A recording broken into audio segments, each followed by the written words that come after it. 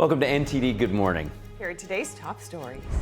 If you're traveling for Thanksgiving, wet and windy weather may be slowing you down. We'll have the latest forecast. Medicare has slashed the prices of 15 prescription drugs. When can consumers expect to feel the difference? President Trump says envoys are preparing for potential meetings with Russia and Ukraine. What he's saying about negotiations over a peace plan. The FBI is expanding its probe into Democratic lawmakers who urged the military to refuse what they called, quote, illegal orders. We have the updates. Changes are coming to the National Park Service. More free entry days, higher prices for international travelers, and some flashy new pass designs. And parents of children born after January 1st, 2025 will soon be able to open a new Trump account to help build long-term savings for their kids. We're going to speak with an author and financial planner to break down how the plan works and what families should know. Get ready to cook with us. We're inviting a chef into the studio to prepare a Peruvian-Italian feast, an alternative to the traditional Thanksgiving fare.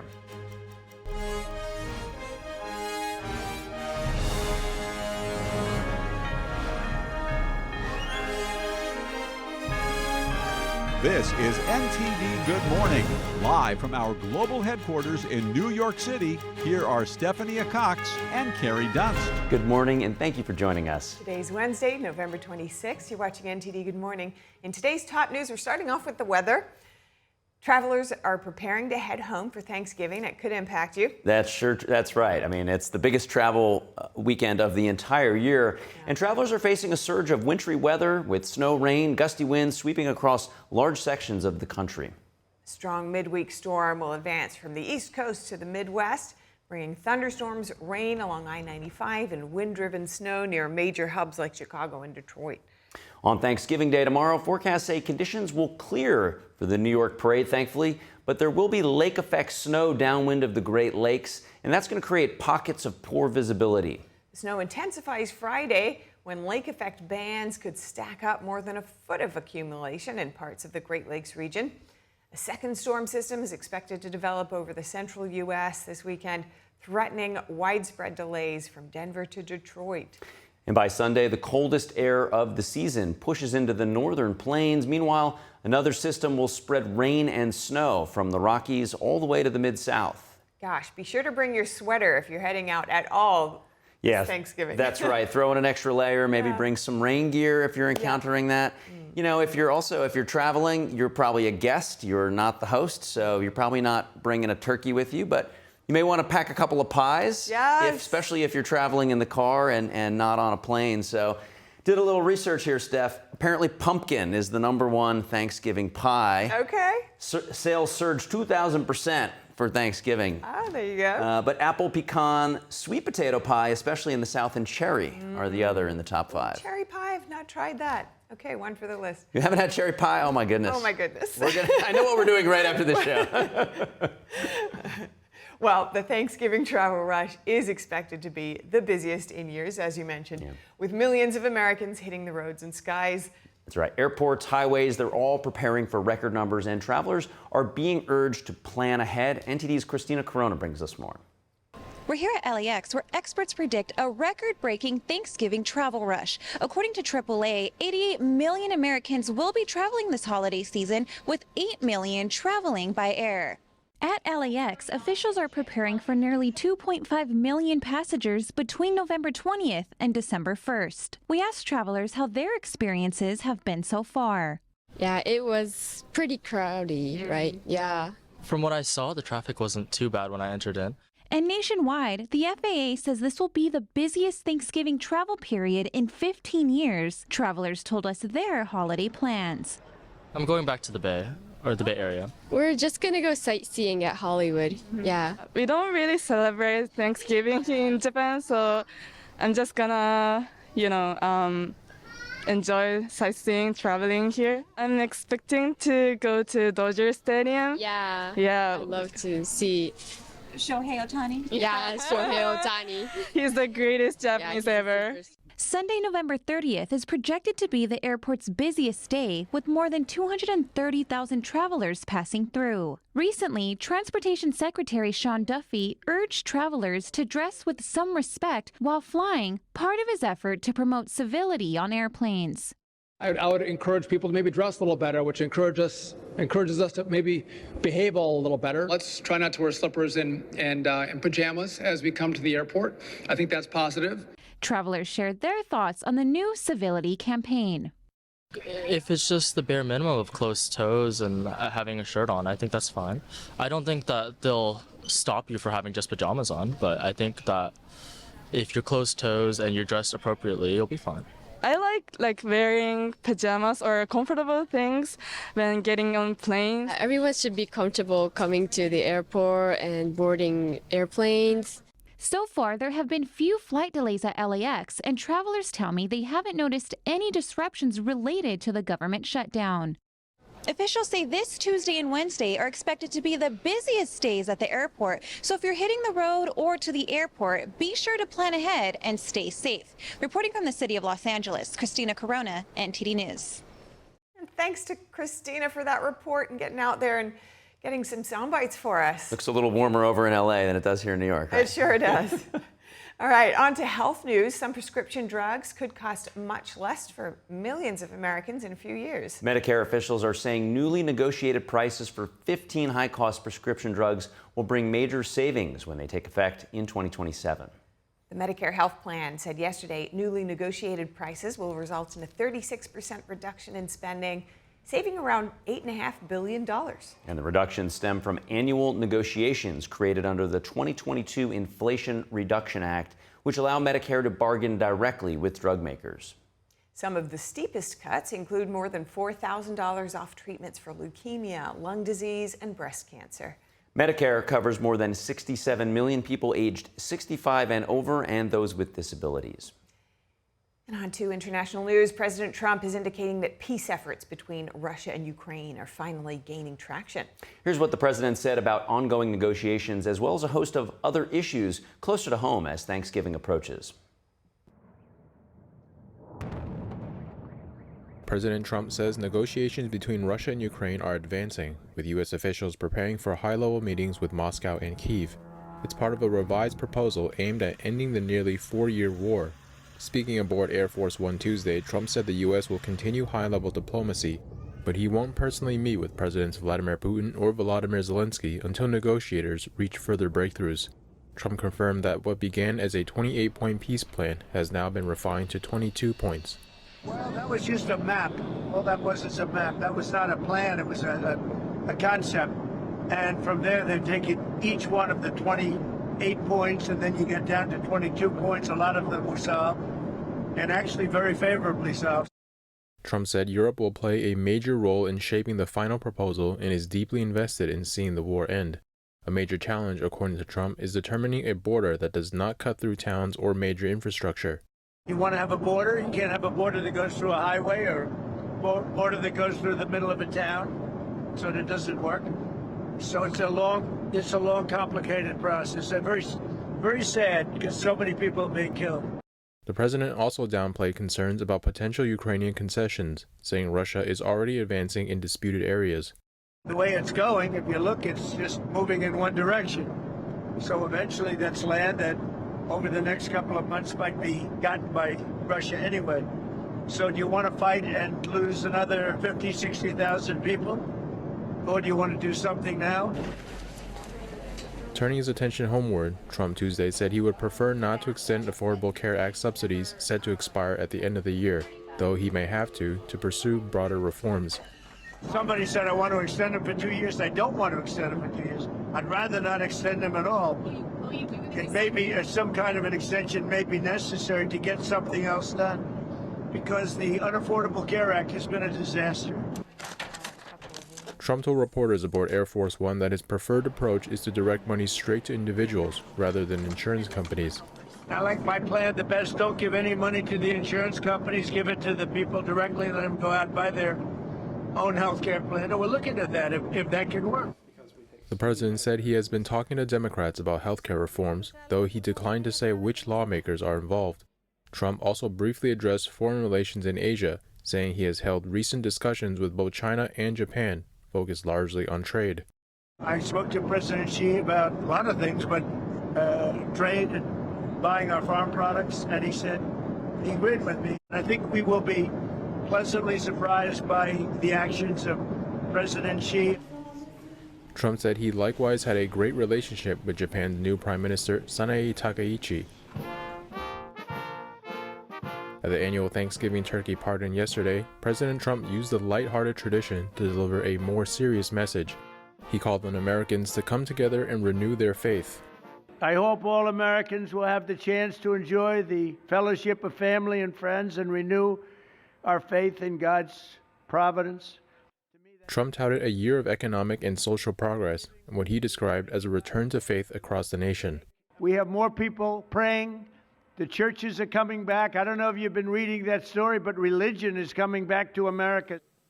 And as always, the event ended with the official pardon, this year for turkeys named Gobble and Waddle. Gobble, oh, there you go. I just want to tell you this, very important. You are hereby unconditionally pardoned. The annual pardoning ceremony traces its roots to the 1940s and became an official presidential tradition in 1989. For the White House, it was a moment of ceremony and celebration and a reminder to find gratitude this Thanksgiving. President Trump and First Lady Melania Trump left the White House last night to travel to Florida, where they plan to spend the Thanksgiving holiday. Taiwanese President Lai Ching-te said this morning that Taiwan will introduce a $40 billion supplementary defense budget to counter China's rising threat. Lai said history had proven that trying to compromise in the face of aggression brought nothing but enslavement. This comes as China ramps up military and political pressure. Lai said in August he hoped to increase defense spending to 5% of GDP by 2030. And Israeli officials have formally identified the remains of a slain hostage returned by Hamas terrorists as Israeli Dror Or. The handover came through the Red Cross and leaves only now 2 deceased hostages, one Israeli and one foreign national from Thailand, still somewhere in Gaza. Israeli officials say terrorists killed Or at Kibbutz Be'eri on October 7th, 2023, alongside his wife after setting their home on fire. 2 of the couple's children were taken into Gaza but were later freed in the first hostage release deal in November 23. Loved ones described Or as a devoted father, a cheesemaker, and a yoga teacher. They say his name, meaning freedom and light, described him perfectly. Israel's Prime Minister Benjamin Netanyahu is urging terrorist groups to return the remaining bodies immediately. And still to come, the FBI is expanding its probe into Democratic lawmakers who urged the military to disobey what they called illegal orders. We have updates there. And a redistricting push in Indiana could bring changes to the state's congressional map as the 26 midterms approach. We're going to have that and more. We'll be right back.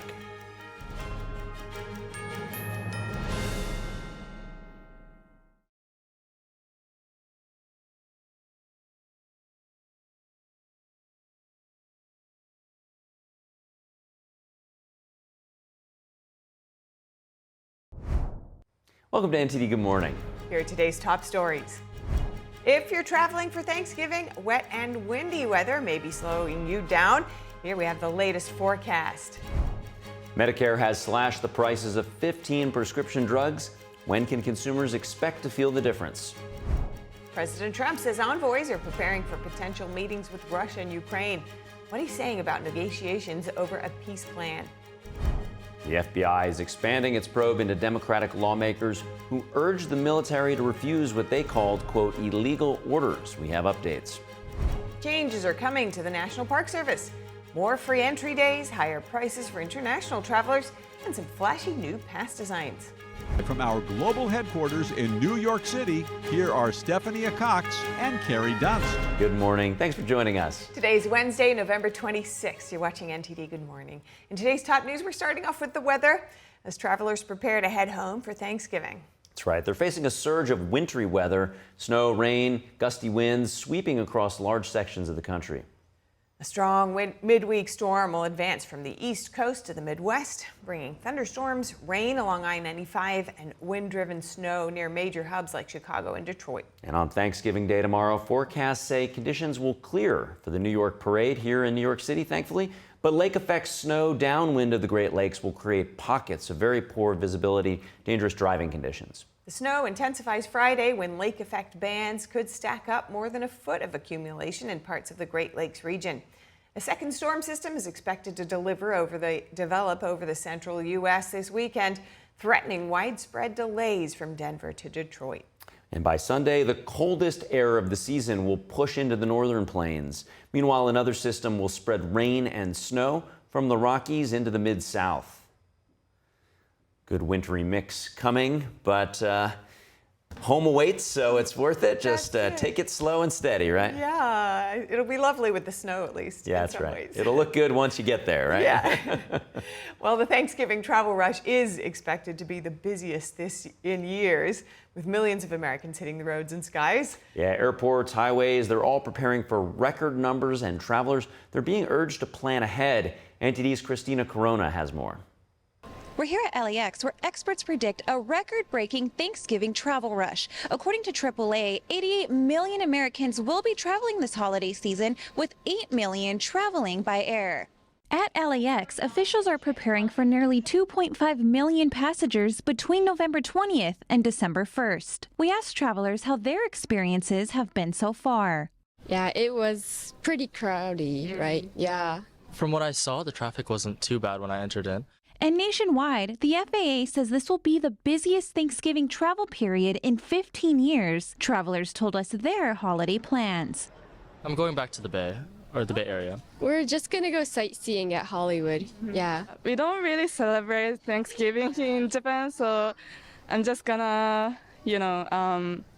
enjoy sightseeing, traveling here. I'm expecting to go to Dodger Stadium. Yeah. Yeah. I'd love to see Shohei Ohtani? Yeah, Shohei Ohtani. He's the greatest Japanese ever. Sunday, November 30th is projected to be the airport's busiest day, with more than 230,000 travelers passing through. Recently, Transportation Secretary Sean Duffy urged travelers to dress with some respect while flying, part of his effort to promote civility on airplanes. I would encourage people to maybe dress a little better, which encourages us to maybe behave a little better. Let's try not to wear slippers and pajamas as we come to the airport. I think that's positive. Travelers shared their thoughts on the new civility campaign. If it's just the bare minimum of closed toes and having a shirt on, I think that's fine. I don't think that they'll stop you for having just pajamas on, but I think that if you're closed toes and you're dressed appropriately, you'll be fine. I like wearing pajamas or comfortable things when getting on planes. Everyone should be comfortable coming to the airport and boarding airplanes. So far, there have been few flight delays at LAX, and travelers tell me they haven't noticed any disruptions related to the government shutdown. Officials say this Tuesday and Wednesday are expected to be the busiest days at the airport. So if you're hitting the road or to the airport, be sure to plan ahead and stay safe. Reporting from the city of Los Angeles, Christina Corona, NTD News. And thanks to Christina for that report. Next, some prescription drugs could cost much less for millions of Americans in just a few years. Medicare officials say newly negotiated prices for 15 high-cost prescription drugs will bring major savings when they take effect in 2027. The Medicare health plan said yesterday newly negotiated prices will result in a 36% reduction in spending, saving around $8.5 billion. The reductions stem from annual negotiations created under the 2022 Inflation Reduction Act, which allow Medicare to bargain directly with drug makers. Some of the steepest cuts include more than $4,000 off treatments for leukemia, drug disease, and breast cancer. Medicare covers more than 67 million people aged 65 and over, and those with disabilities. And President Trump is indicating that peace efforts between Russia and Ukraine are finally gaining traction. Here's what the president said about ongoing negotiations, as well as a host of other issues closer to home as Thanksgiving approaches. President Trump says negotiations between Russia and Ukraine are advancing, with U.S. officials preparing for high-level meetings with Moscow and Kyiv. It's part of a revised proposal aimed at ending the nearly 4-year war. Speaking aboard Air Force One Tuesday, Trump said the U.S. will continue high-level diplomacy, but he won't personally meet with Presidents Vladimir Putin or Volodymyr Zelensky until negotiators reach further breakthroughs. Trump confirmed that what began as a 28-point peace plan has now been refined to 22 points. Well, that was just a map. All that was is a map. That was not a plan. It was a concept. And from there, they take it, each one of the 28 points, and then you get down to 22 points. A lot of them were solved, and actually very favorably solved. Trump said Europe will play a major role in shaping the final proposal and is deeply invested in seeing the war end. A major challenge, according to Trump, is determining a border that does not cut through towns or major infrastructure. You want to have a border? You can't have a border that goes through a highway or a border that goes through the middle of a town, so that doesn't work. So it's a long, complicated process, and very sad because so many people are being killed. The president also downplayed concerns about potential Ukrainian concessions, saying Russia is already advancing in disputed areas. The way it's going, if you look, it's just moving in one direction. So eventually that's land that over the next couple of months might be gotten by Russia anyway. So do you want to fight and lose another 50, 60,000 people? Or do you want to do something now? Turning his attention homeward, Trump Tuesday said he would prefer not to extend Affordable Care Act subsidies set to expire at the end of the year, though he may have to pursue broader reforms.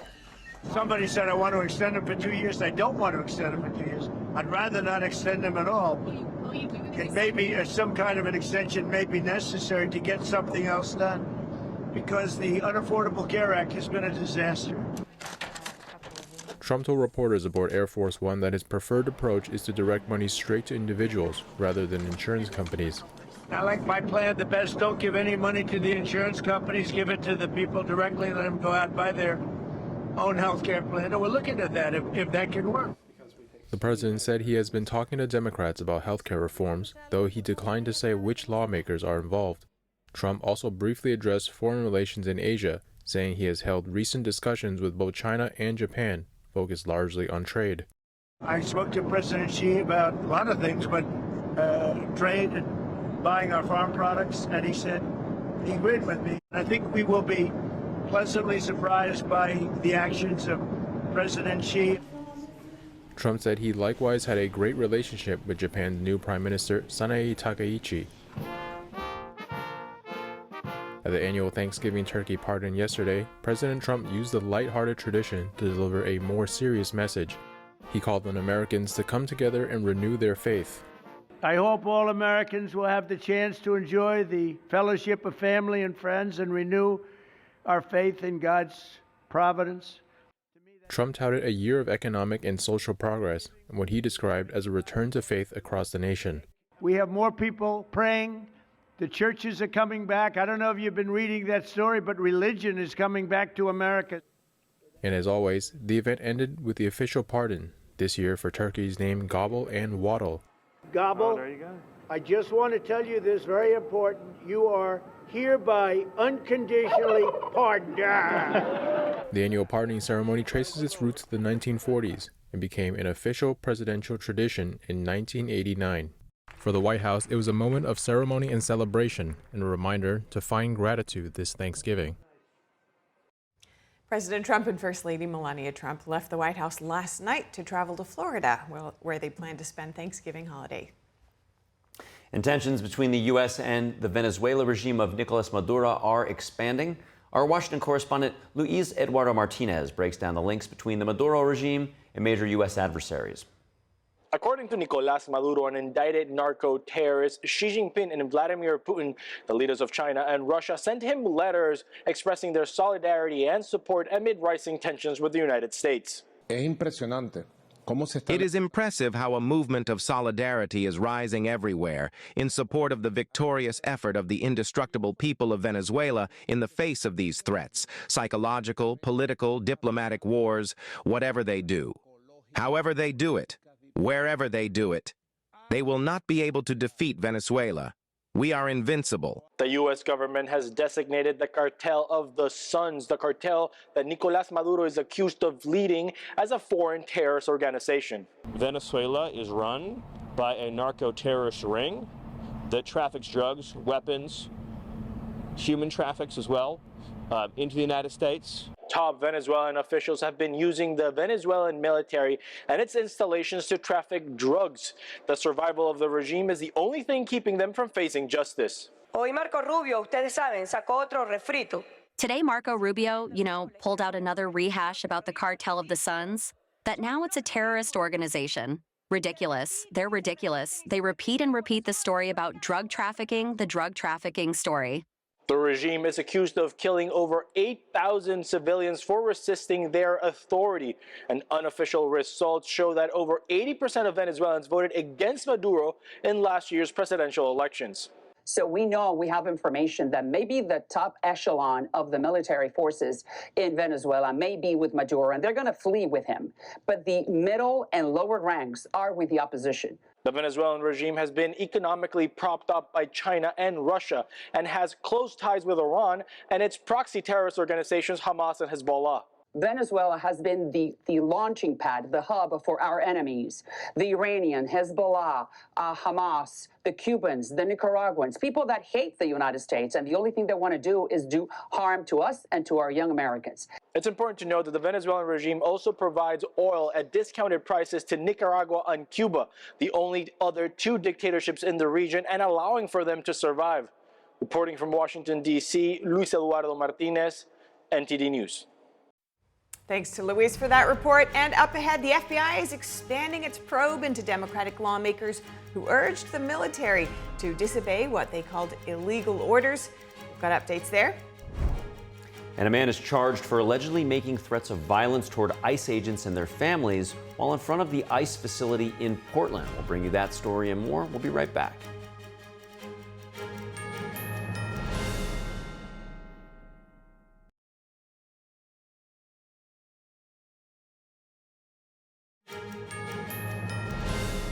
Welcome back to NTD Good Morning. Changes could be coming to Indiana's congressional map. Republican leaders in the state have decided to reconvene next month.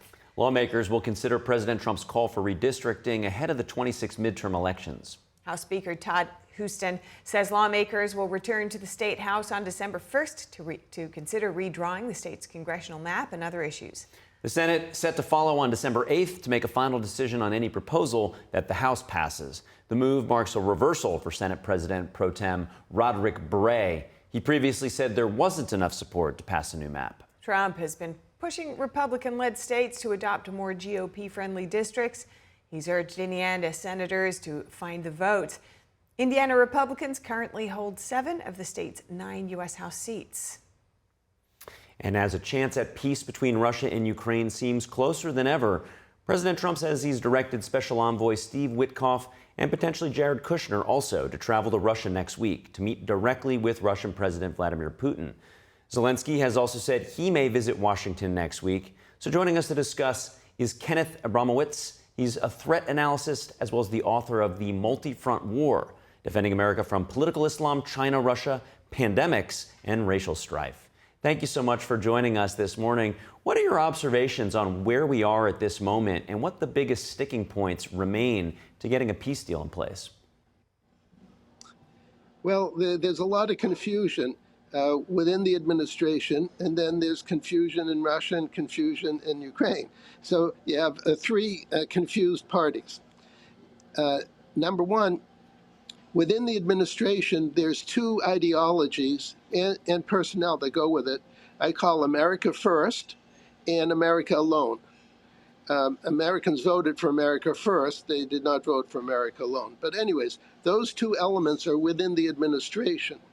And so the negotiations should be under the auspices of Secretary of State Marco Rubio. He's in charge of foreign policy, and he's an America Firster. Witkoff and Kushner, I put more in the America Alone category, and they're not very good negotiators.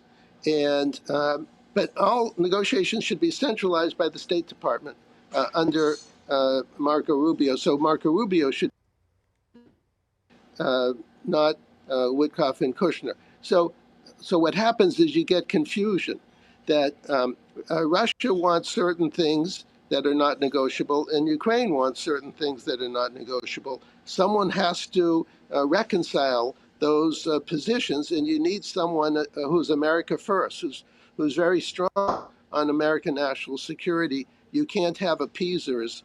I call America alone folks appeasers, because appeasers cannot conclude the war. They actually prolong the war by giving Russia hope that it can wiggle its way into a bad deal for America and a bad deal for Ukraine.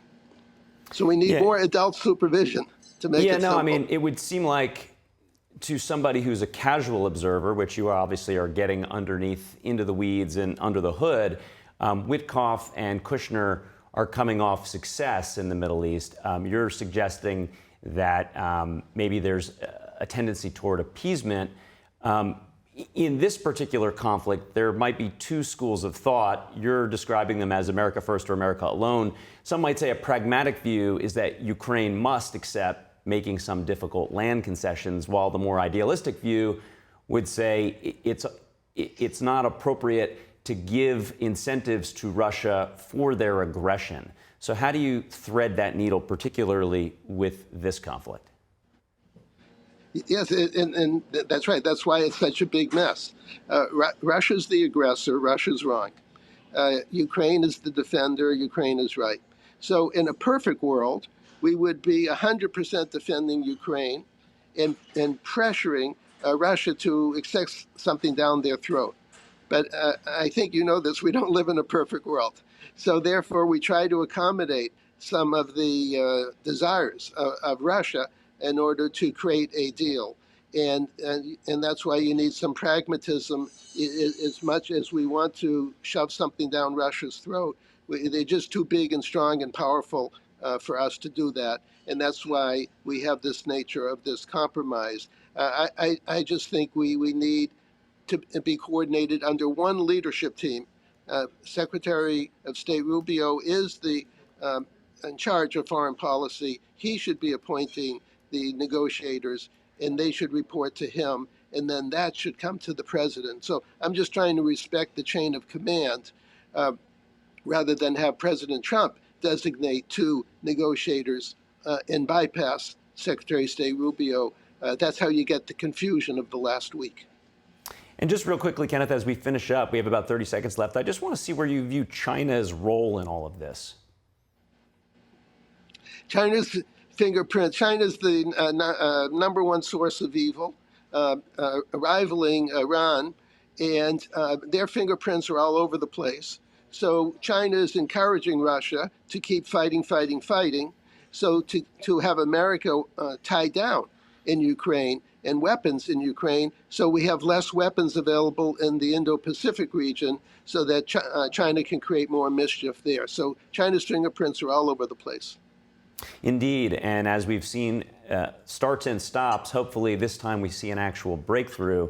But as you allude to, China potentially trying to keep Russia in the aggression as long as possible. Really appreciate your analysis. That's right. That's exactly it. Have a great Thanksgiving. Thanks for joining us, Kenneth. Pleasure to be with you anytime. And Secretary of War Pete Hegseth gave an update yesterday on a task force addressing issues at military barracks. Hegseth announced the project last month to improve the living conditions for U.S. service members worldwide. I tasked them with reporting to me directly, and I just got a report 10 minutes ago. An execution plan in their first 30 days. Not to plan for a plan, not to study or analyze. The mission was to find and fix now. To provide every warfighter a room that is clean, safe, and comfortable. Locks that lock, security cameras that work, furniture and mattresses that aren't older than the service members sleeping on them, and no mold. That doesn't take a plan, that takes action. And the task force is doing just that. Thanks to President Trump's One Big Beautiful Bill, the Department of War is investing more than $1.2 billion right now to improve barracks conditions. In the first 30 days of the Barracks Task Force, new furnishings and mattresses were installed in 81 barracks, benefiting more than 15,000 service members. Since October 27th, over $100 million in quality of life improvements have been implemented. Those include new door locks in 10 barracks for over 6,000 troops and upgraded security systems in 13 barracks affecting more than 1,500 service members. Hegseth says monthly reports will track progress and ensure funds are spent on safe, clean, and comfortable housing. He emphasizes that living conditions directly impact service members' physical and their mental well-being.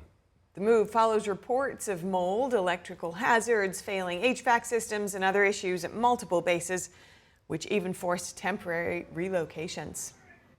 And an ICE protester has been charged with allegedly making threats of violence toward federal officers in Portland. And Secretary of Homeland Security Kristi Noem gives new stats on the number of assaults on ICE agents since January. NTD's correspondent Jason Blair brings us more.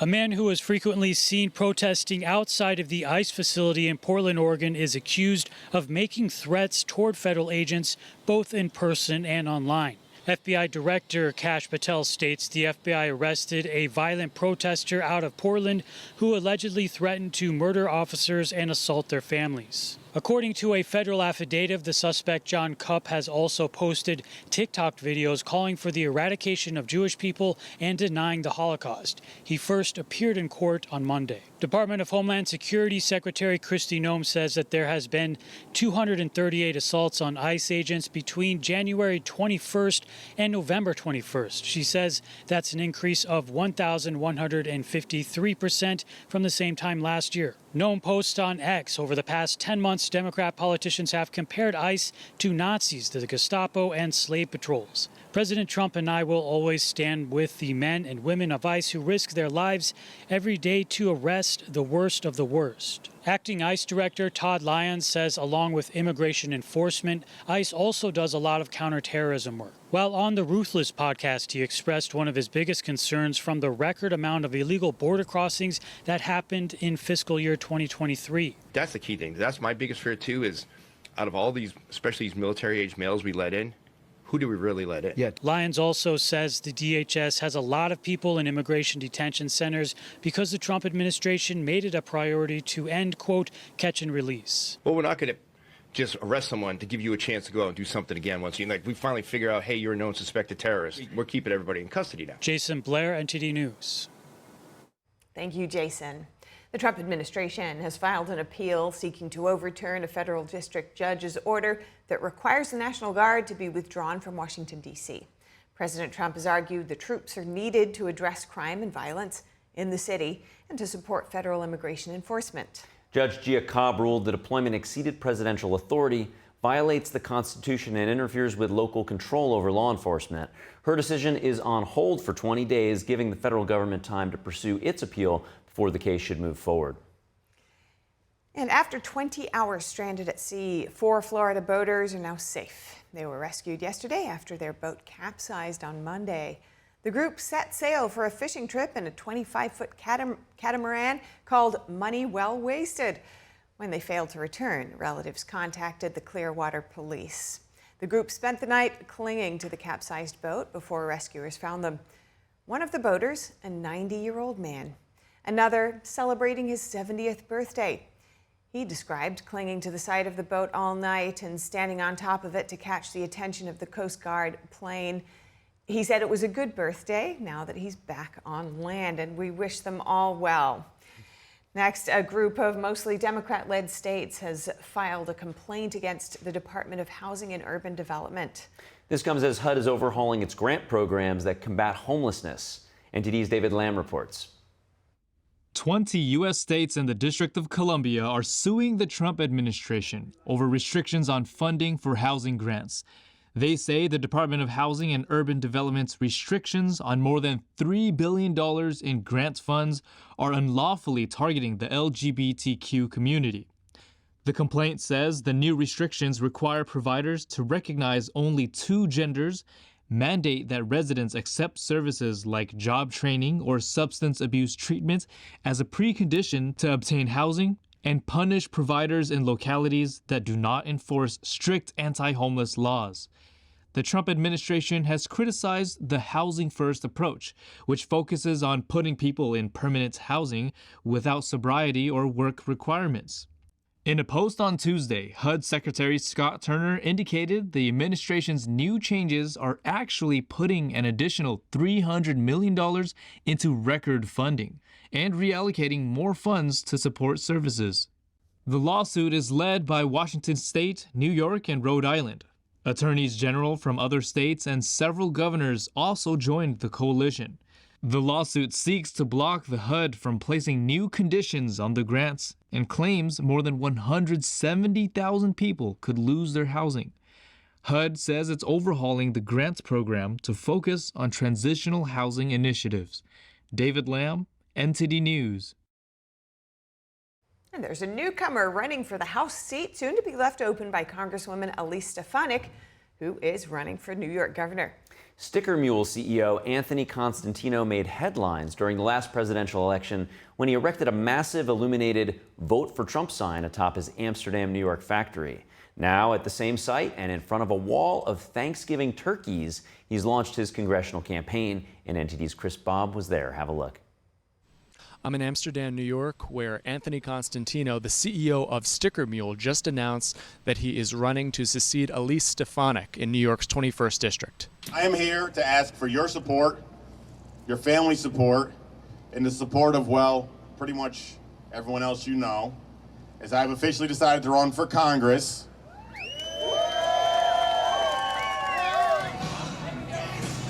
On this cold day after hours in upstate New York, Anthony Constantino gave away a number of hoodies as well as 2,000 turkeys as we get close to Thanksgiving. Others gave up on New York. I stayed and built my business here to protect my community and my friends from the horror of economic decline. Slotkin has represented this New York district since 2014, winning her 2024 re-election with 62% to 38%, making it safely Republican. So far, Constantino is running against Republican New York Assemblyman Robert Smullen. Both candidates are competing to position themselves as President Trump's preferred choice. At his campaign announcement last week, Smullen highlighted his experience working in Washington. He declared he is the, quote, only Trump-appointed conservative in this race. Meanwhile, Constantino says he is the only candidate loyal to President Trump who can use his business experience to promote the district. I think the biggest thing I can do is get us top of mind. You know, that's an easy one. I think I'm more positioned to do it than anyone. We got to be top of mind so people even know we exist. Where, you know, President Trump talks about the forgotten people. We're sort of the forgotten district, and we got to be top of mind so people think about coming here and they see positive things are going. And I'm trying my best to lead by example.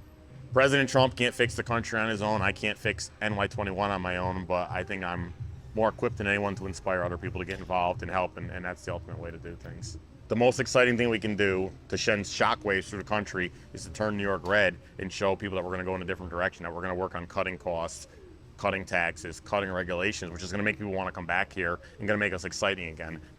To watch the full interview, you can go to ntd.com. From Amsterdam, New York, for NTD News, I'm Chris Bobb. Thanks to Chris for that report. And the Washington Nationals are stepping up for the community this Thanksgiving for their 8th annual Turkey Palooza. What a great name. The team's giving away more than 10,000 free holiday meals across D.C. Several hundred people lined up at Nationals Park as retired Nationals star Ryan Zimmerman, along with James Wood and C.J. Abrams, handed out meals with smiles and elbow bumps. For many fans, it was a chance to see their favorite players and to take home food for their families. Nationals Philanthropy says its mission is simple, making sure every family can enjoy a full Thanksgiving table. Former stadium workers, longtime fans, and neighborhood residents alike said the meal matters. More meal giveaways continue today at community centers across the region.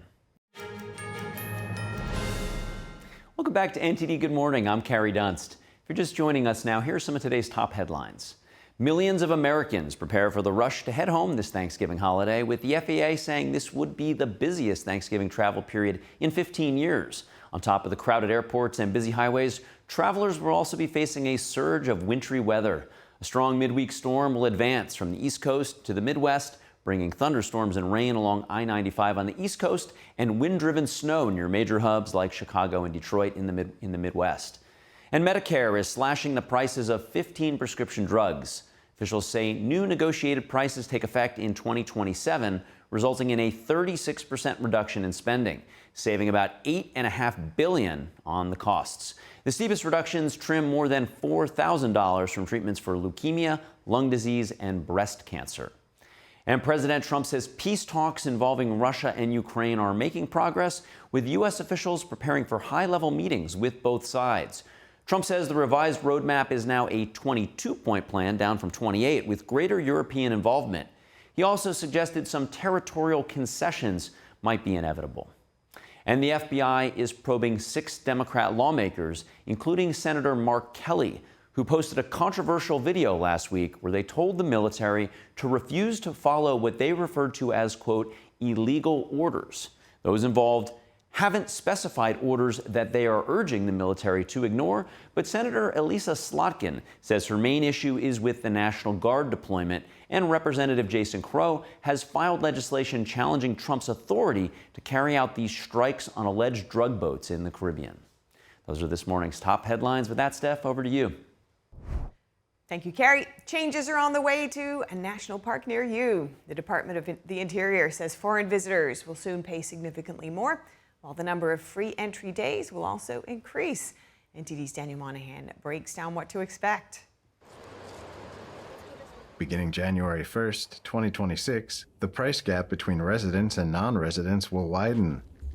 U.S. residents will still be able to buy the annual National Parks Pass for $80, but foreign visitors will pay $250 for the same pass. And for our international visitors, a new $250 pass ensures they contribute their fair share.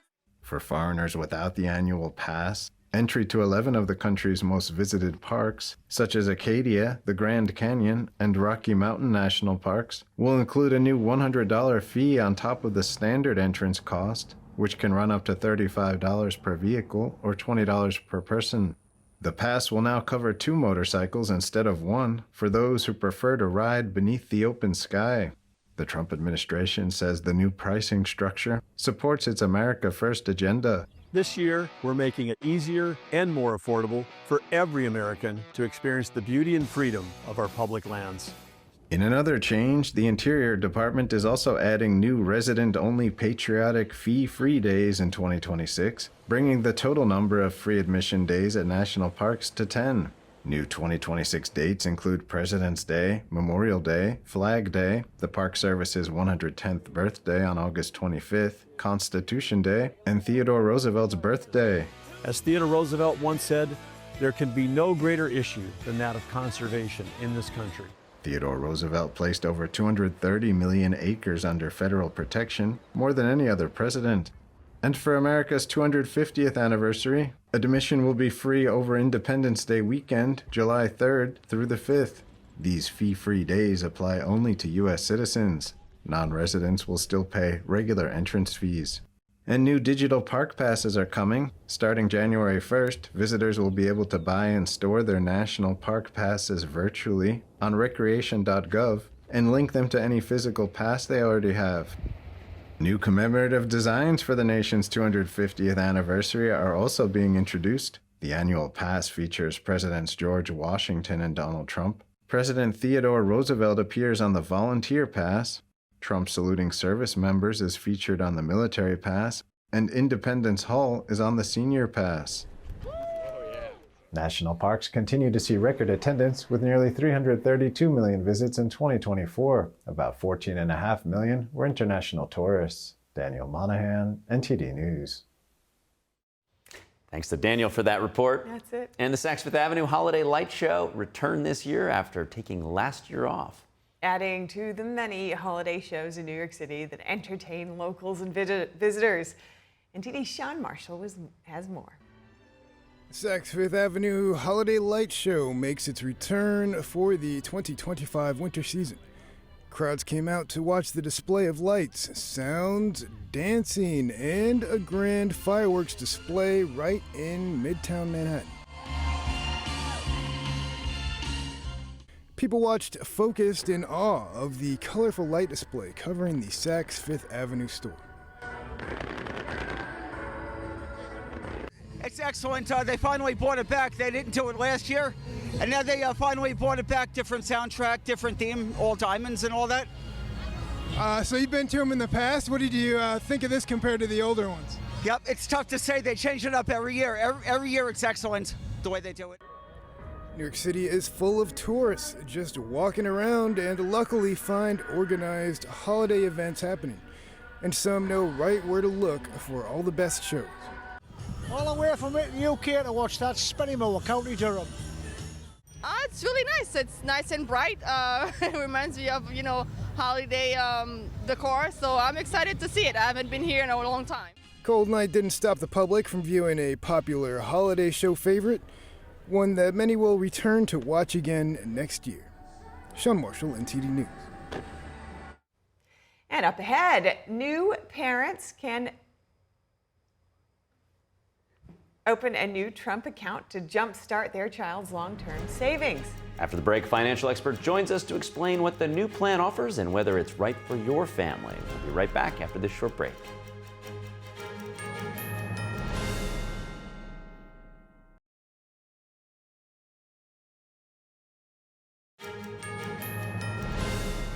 Welcome back to NTD Good Morning. I'm Carrie Dunst. This coming July 4th, coinciding with the 250th anniversary celebration of our country, parents of children born from January 1st, 2025 and after will be able to open their Trump account, a program designed to encourage long-term savings for their baby's future. Joining us to break down how the plan works and what families should consider is Lawrence Sprung. He's the founder of Midland Financial and author of Financial Planning Made Personal. Good to see you, Lawrence, here on the eve of Thanksgiving. Can you break down this new savings plan? Yeah, so I mean, this was passed, this year. And as you said, I think financial institutions should be ready by July of 2026 to start actually opening these and allowing people to use them. But basically, children born between 2025 and 2028 will have these accounts opened in their name. And every eligible child will receive a $1,000 government funded deposit, basically giving their child an automatic foundation for long-term savings. Essentially, parents can then add up to $5,000 per year, and employers can add to these accounts as well. And the whole idea is we're giving children a boost to their financial future. And essentially, the account is locked till they're 18, and then it acts very similarly to an IRA after that, where basically you pay taxes on the growth and not the initial deposits. Yeah, and you mentioned employers, which is kind of a nuance of the U.S. versus other countries in that many people get their health insurance from their employers, and they also get different types of long-term savings programs, which employers either sponsor or in some cases, they even match up to a certain percentage. So how might these Trump accounts, where it's not the retiree, the employee, it's their children, how might employers, get involved with those accounts? Yeah, so it's very similar to what you would think, as you mentioned, like a 401k match or a profit sharing contribution to a retirement plan or a 401k, where the employer is actively making a contribution on behalf of the employer, or I should say on the employee, for their financial future and their retirement. Employers are going to be given the same ability to contribute up to $2,500 annually, so it is going to be capped, and it's not going to count as taxable income for the employee. So if I give $2,500 to a Trump account for one of my employees, it's not going to count as additional taxable income to them, very much like the employer match or profit sharing contributions would be, but it's really focused on their children. And then where does the money go? So, these accounts get funded, the money's being banked for 30, 50 years potentially. Where does it get invested? And walk us through some of the scenarios on what the child could expect, down the road in terms of compound interest. Yeah, so there are going to be several options. Also, again, very similar to a 401k, where there will be options. And those options, though, are going to be limited to broad U.S. stock index funds. So, there will be a handful of different choices that can be chosen, but they are going to be U.S. based index funds or ETFs. And essentially, if you look at it this way, if you look at just the average returns of the general U.S. market index, just by making some simple contributions to the child, they could have somewhere in the neighborhood of, $300,000 by age 18 and maybe over $1 million by age 28 if you're making the maximum yearly contributions. If you do nothing and you just invested in basically the most conservative option, it could be around $5,800 by age 18 or $18,000 by age 28 if you don't make any additional contributions and you just make that initial $1,000 contribution. Got it. So lots of long-term opportunity. Another interesting thing that I pulled out of what you just said is that the investments go into American companies. And I know that one of the criticisms of a lot of these different types of accounts that pool together lots of different stocks is that sometimes those stocks might even be benefiting some adversarial countries. So how do they do the oversight to make sure that if the U.S. government is getting a child started with their investment account, that the money stays and benefits, the U.S. economy? Yeah, so just to be clear, it's not necessarily just U.S. companies. It's U.S.-based indexes. So it's companies that are in the U.S.-based indexes like the S&P 500 or the Russell 1000. I'm not 100% sure because they're not out yet exactly what those indices are. But there are some companies, majority of them are US based. So if you look at the indices, those are going to be the companies that you're going to see in there. And each one of those indices has a very strict selection process on how to get into the indice. So I'm sure that's something that's being considered. Oh, very interesting. Now, Lawrence, how does a Trump account compare to other long-term savings plans that might be, available to parents? Yeah, so it's a little bit different, right? I guess there are several different vehicles out there. One widely known is the 529 plan, which I believe we've even talked about on the show, which is really geared towards higher education. And I think really the difference here is they act very similarly. There are no deposits by the government, which is quite different. But from an investment standpoint, the 529 plan, to get the maximum tax benefit, your child has to go to some form of higher education or trade school. You do not have these same requirements with these Trump accounts. The Trump accounts are not necessarily just geared towards education purposes. It's really geared towards getting our youth on the right financial footing. And I think that, this is something that can do that. So I think some of the other options have implications with financial aid, have to be geared towards college or higher education or trade school. And there are no limitations on this one. So it could be used really for anything to hopefully build wealth for these young kids. Oh, that's great. More flexibility and potentially a long-term view, potentially getting their nest egg going for retirement if they want to parlay it that long. And Lawrence, just as we finish up briefly, just want to get your understanding from how parents can get started, as well as parents who, their kids may be born before 2025. Yeah, so if they're born before 2025 and they're under 18, they can still open these accounts when they are available. They're just not going to get that $1,000 head start. So they can use them and start doing that. And I think one of the things, one of the unintended consequences of these accounts that has not been really talked about a lot is, talking about money early with children is super helpful. There is a lack of financial literacy and financial understanding, I feel like, in this country. For the last 20 plus years, I've heard we have to teach this in school. And although we're getting better, I still feel like we're missing the mark in that regard. But, this gives families an opportunity to sit down, put a little bit of money in an account for their child and have conversations and review those statements so they can start those money conversations super early. As always, sage advice from Lawrence. Great to see you. Happy Thanksgiving. Appreciate it. Yes, happy Thanksgiving to all of you as well. And It's almost Thanksgiving, and you know what that means, Carrie? Well, the air of Thanksgiving. You gotta stretch the stomach lining to get yourself ready for tomorrow's big feast. Right, exactly, which is what brings us here today with amazing Chef Saloma Rocho. So good to see you this morning. Good morning. Folks, what you see here is the preparations for an Italian-Peruvian-inspired feast. Something to inspire you for tomorrow's feast. It's gonna be amazing. We're gonna be right back. Stay with us.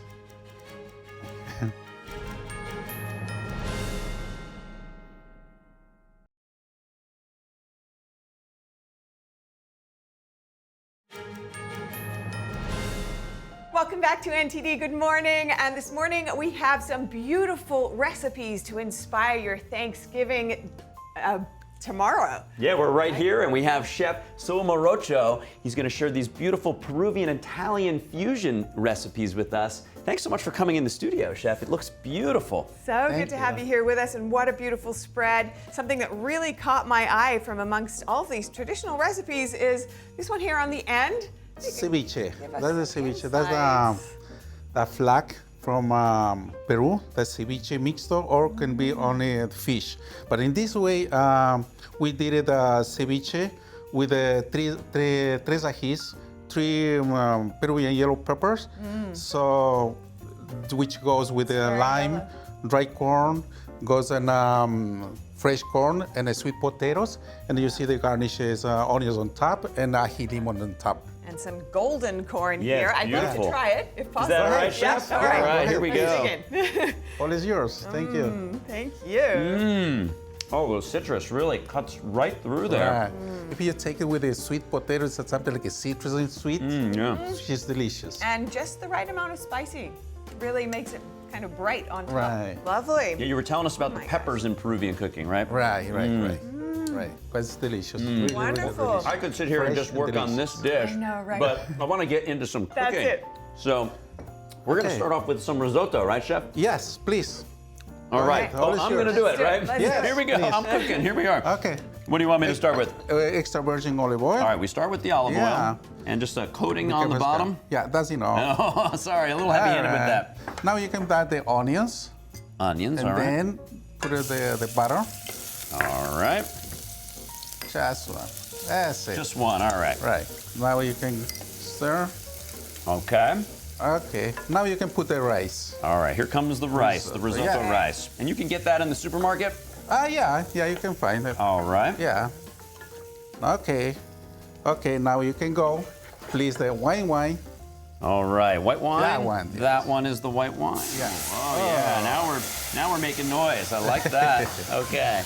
Broth? Yeah, the broth. All right. And what kind of broth is this, Chef? That's a chicken broth. Chicken broth. And you want to keep stirring it the whole time, isn't Yeah. it? With risotto, especially. It's gonna take like 10 to 15 right? minutes. That's the Slow secret and ingredient. steady. That's it. Okay. So now we can go with the shrimps. Okay. Look at those. Those are beauties. Yeah.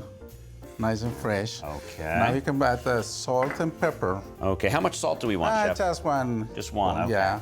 There we You go. know. We've got the salt. Now you have the fresh pepper there. Oh, okay. How many? Say when. That's okay. That's okay. Right there. All right. You can keep it stirring. Now we have the Peruvian yellow pepper. Okay, and this is where the fusion aspect comes in. Which one is that? This one. This one. Oh, it's already been. Yeah, it's paste. It's paste. Okay. How many? Yeah, just go a little bit more, 3, 4. 4. Okay. 3 and 4. Beauty. Yeah. Okay. Now you can mix it. So this Peruvian pepper is kind of the key, right? Yeah. To bring out that flavor. The flavor and color, everything. Okay. Wow. Look at It's that really yellowing tasty. now. The whole thing is Right. taking that color on. And you were saying this fusion actually started in Peru with Italians migrating there, bringing their beautiful sense of culinary refinement. But then we've got both. So what happens next? Now, this is now. A little movie magic. Oh my happens gosh, there. little movie magic. Oh, delicious. Okay. You can try it. Thank you. Thank you so much. All right. So this will turn into that. Look at that. There you go. And how long will that take to get It's to gonna this? take like 10 to 15 minutes. 10 to 15 minutes. Yeah. All right. Oh, wow. That's delicious. Thank you. Wow, the flavors on Nice, They don't actually fresh. taste too, it doesn't taste too spicy. Yeah, This but is this is lovely. something different because, like I said, this is the fusion. That's right. That, Fusion of the Italian and the Peruvian the flavors. Peruvian, yes. Of course, I And wish what do we we could have sit here, around Chef? and Now, yeah. the next we have paqueri picante. Okay. That I'm gonna prep now the Okay. the All right, my cooking's done. Now it's your turn, Steph. All right. Are you Let's see prepared? what Are I you can ready? Can you handle it? yeah. Chef, can I keep Ma'am? eating this delicious dish while Please, Steph cooks? All please. right, I'm gonna keep going. This down here. Okay. Thank you so much. Okay. Mm, Now we go the picante de carne. That's you can put everything over here. Straight in. Yes, All right. please. There it is. This picante de carne is the traditional in Peru. We serve with rice, but in this case we want to serve with the pasta. Okay. Then with the pasta, so you can do it, please. Okay. Now you Pasta can put next? it. No, yeah, you can put it the pasta. Go Okay. ahead. What's the meat that's in That's there? the ribs. That's the ribs. Oh, with yeah. Instead of tomato sauce, we use we have over here the ají panca. Oh. So that's the other one. You can put a little bit butter. Oh, butter You want? next? Yeah. Okay. All right. How much you? Just Yeah, one more. One more. Okay. Yeah, that's it. I do like in that. there. Okay, go ahead, please. Okay. All right. And then what do we have next? So that obviously will simmer a little, Yeah. simmer away, and then And now you can add the Parmesan cheese if you want it. yeah. Yes, please. I would opt to Parmesan just put that cheese. all in. Is that fine? Yeah, Yeah. please. Okay. Yeah, All right. now Here we we're go. talking. All right. Let's do it. Get in there. There we go. Beautiful. Yeah. Wow. Yeah. That's nice. So how does the Peruvian Okay, flavor that's it. come together with the Italian flavor? Well, this combination, like I guess said, does yeah, this you go can on put it top? one spoon, Just yeah? one? Yeah, Yeah, just okay. one spoon. And this is Yeah. hot, is it? No, it's mild. And this on top? Is that Yeah, you can put it, Okay. please. Put it all in. Lovely. Okay, and I can keep it. Okay. Thank you. Certainly. So this is almost ready to serve. Right. I'm still working on ceviche, and you're ready to serve me now pasta. No, What a feast! true What a feast. this All is right, a true let's prep go. for Thanksgiving. We're Okay. really Yeah. getting our Right. training. It's like weightlifting. You have Okay, to train. the next for one, why don't Thanksgiving. I serve some Thank for you? Thank you. Okay. And now it's for you. Oh, thank you, chef. All right, so let's see, let's try. Okay, ladies first. Of course. Right. Where are my manners? Thank you. I'm overexcited about the pasta. Okay. When you said there were ribs in it, I got a little too excited. Okay, you're welcome. Okay, now you. Beautiful. Let me know how much you want. Okay. Ah, oh, that's there it. you go. Okay. All right. Let's do this. Wow. You said Is the it meat pasta? had been in the oven for 3 hours? Yeah, we gotta cook I in can the tell. oven like for 3 hours. Yes. Oh, it is so soft. It's like nice. This is the way to do soft, and beautiful. any kind of pasta with meat with pasta. Anytime this- I have a big red sauce, though, I have a little bit of a sweet tooth. Oh, yes, that's right. Which is what brings us to the next dish. I know you've prepared something beautiful for us to put together. Yeah. Now we have the tiramisu. Now Tiramisu. with chicha morada. Okay. So now we have up there. You can see And the this is- mascarpone.